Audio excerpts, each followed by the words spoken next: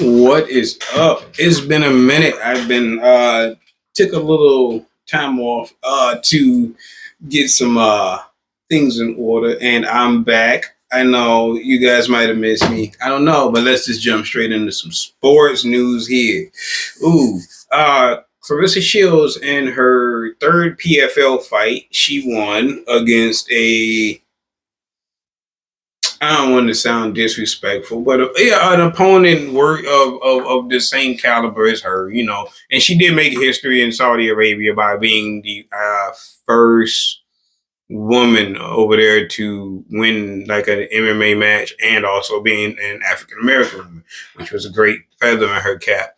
Now, as far as her, MMA career, it's still pretty fresh. And like I said, as far as her MMA career, I don't hype it as much as everybody else does because she's a novice, basically. But people get caught up in the hype that she might call out some big name fighters who, in all honesty, she'd get obliterated by in MMA, like calling out people like Kayla Harrison and Chris Cyborg. I'm like, let's be real, man. In the MMA setting, she'd get obliterated. Like, there's no doubt about that. Like, that fight would not make it out of the first round. But as far as her accomplishments, as far as women's combat sports, she's getting her accolades. But on from that, the UFC 299 just wrapped up. I just got done watching that. Cheeto Vera got whatever kind of chin that dude got, man. Oof. He took a flush knee to the face and was still standing. I mean, shout out to Cheeto for taking the beating that he did. And I'm be honest with you, man. In the beginning, I didn't like Sean O'Malley, but he's growing on me, man. In the beginning, I was like, he's cocky as hell and he ain't fighting nobody. But as he started to go up the ranks and fight better people, and then, you start to see that he is all the hype. And sometimes people come into the fight game and you don't really, when they talk smack too early, it's kind of like it's like the jury's out on that. And when they come back in, when they actually start winning against very high level opponents like Sean O'Malley did, I'm like, you win me over. Aside, take away aside from the colored hair, the flashy stuff, and all that stuff. I'm like, he's a phenomenal fighter. He's very elite. And the way he beat Cheeto down, like it was just 5 rounds of O'Malley just whooping Cheeto. I mean, it really was. It was like it was a masterclass of how he beat Cheeto. And shout out to Dustin Poirier for getting the KO over Saint Denis. Everybody thought it was going to be Dustin's last fight, and Dustin went in there and put all that to rest by KOing old boy. Put him to sleep, gave him the biz. But yeah, I know what we really want to talk about. We want to talk about not Jake Paul fighting the taxi driver. I'm so over that, man. I'm so over his gimmicks. If you want to fight real fighters. Fight people that are, you going out here to be a pro fighter. I'm like, you out here fighting Uber drivers and pizza delivery dudes. I'm like, you get no respect as far as that. I'm like, I can't respect a dude that, you doing all that. I'm like, fight some real fighters. So now he's fighting a almost 60-year-old Mike Tyson. Two things could happen in that. If he wins, you should win.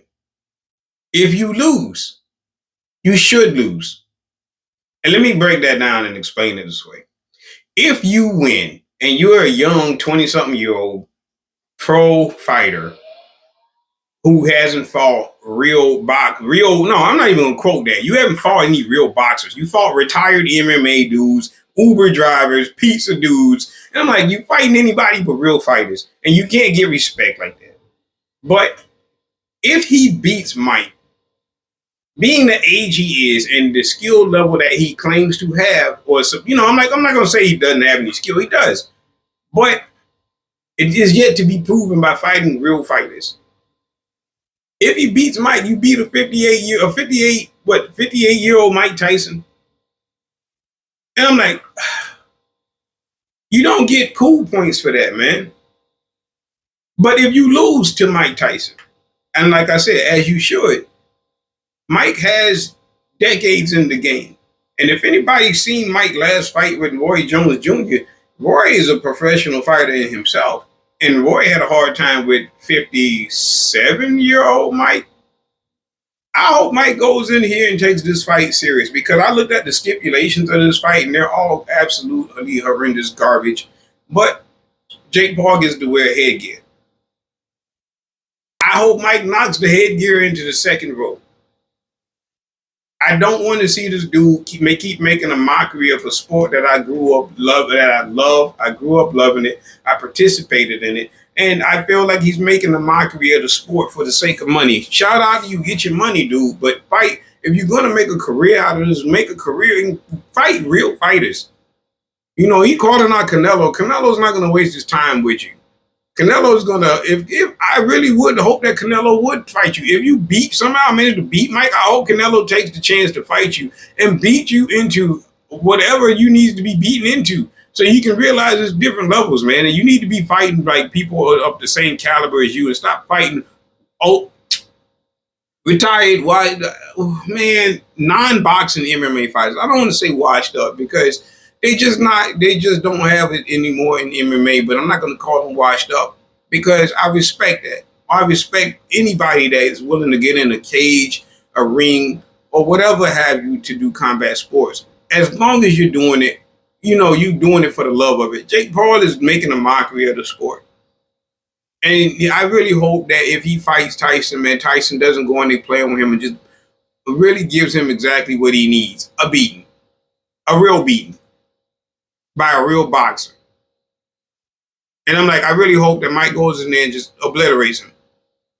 That has yet to be seen. Hopefully it happens. I want to see it. I'm not going to pay for it, because I'm not going to get this dude any money, because I'm like, it's a mockery.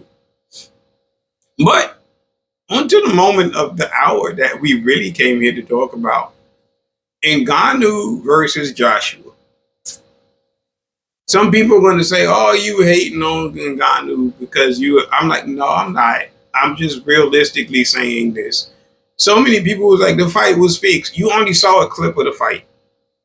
The fight didn't go out of the second round. You only saw a clip. Ngannou got dropped in the first round, dropped in the second round, and knocked out in the second round. You ain't saying, oh, it looked fixed the way he fell. He just got knocked down like 12 seconds prior to getting knocked out. He was dazed. He was confused. And he walked right into a Joshua power hand, and it was over. It was like shooting plastic ducks on concrete. He couldn't move. There was nowhere for him to go. And he fought a man that was superior to him in boxing. And people say Joshua wouldn't do that to him in MMA. Joshua doesn't fight MMA. Ngannou stepped into his world. So you can put all of that to rest. Like I said, I love both. I love all combat sports. But you can put that to rest, that, oh, he couldn't beat him. And no, he most likely, Anthony Joshua wouldn't beat him in MMA. But they boxed. Ngannou stepped into his world. And he got waxed. That's the end of the story. He got waxed. Ngannou got, and everybody want to claim it's rigged, it's rigged.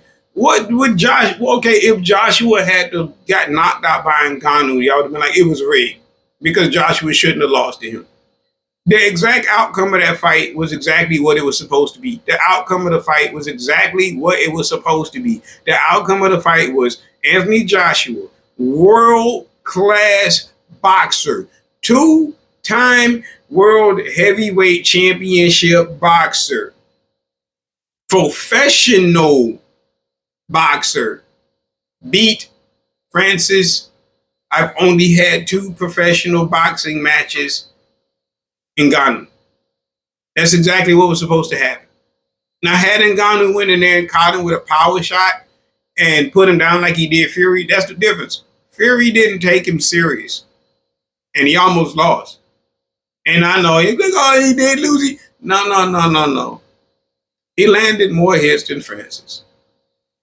Tyson was clearly not in shape. He didn't take it serious. Joshua went in, It was business as usual for Joshua. Joshua didn't slouch or take a day off or skip over or half do a training camp. He went there and did exactly what he was supposed to do.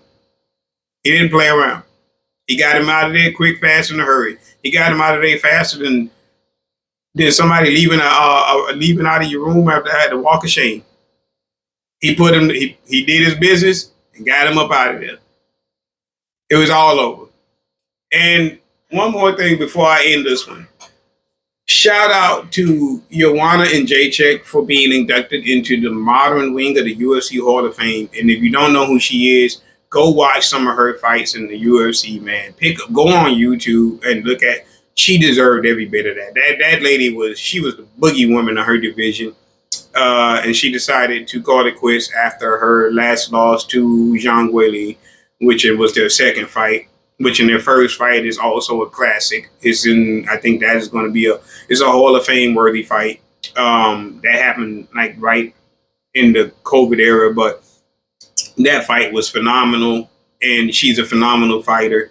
And shout out to her for being inducted in the Hall of Fame. She deserves it. And this was all sports. I'll let you guys later, and I will keep putting out more content. Just keep watching. Hit me up with the likes. Hit me up with light up my comments if you agree, disagree, whatever. I don't, hey, I will interact.